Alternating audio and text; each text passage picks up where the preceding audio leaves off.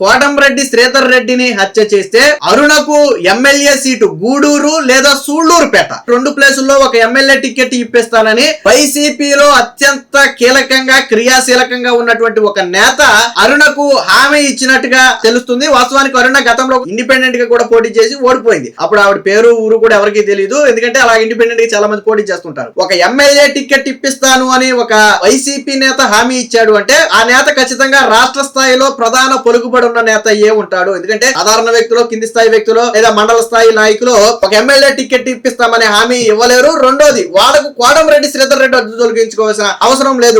వాళ్ళకి పోటీ కూడా కాదు కోటంరెడ్డి. బట్ కోటంరెడ్డి ఎవరికి ప్రధానంగా అడ్డంగా ఉన్నాడు అని భావిస్తున్నారో వాళ్ళలో ఒకళ్ళే ఈ కుట్రలో ఒక భాగస్థులై ఉంటారని చెప్పి అనుమానం అయితే వ్యక్తం చేస్తున్నారు. ఇదంతా ఏదో సినిమాలో మనం చూసిన స్టోరీ లాగా మొదట కోటంరెడ్డి దగ్గరికి ఏమీ తెలియనట్టు పేరోల్ కోసమే వాళ్ళు వెళ్ళటం, కోటంరెడ్డి అనుచరుల్లో కొంతమందిని వాళ్ళనే తిప్పుకోవటం, అదే పేరోల్ మీద వచ్చిన శ్రీకాంత్ చేత దీనికి పథకం రచించటం, అలాగే ఈయన చంపితే వచ్చే లబ్ధిని కూడా ముందే మాట్లాడుకోవటం, ఎమ్మెల్యే టికెట్, దాంతో పాటు డబ్బు గురించి మాట్లాడుకోవటం. అంటే ఇదంతా యాదృచ్ఛికంగా జరిగిందో కక్షపూరితంగా జరిగిందో కాదు, ఒక ప్రీ ప్లాన్డ్ గా జరిగినటువంటి వ్యవహారం.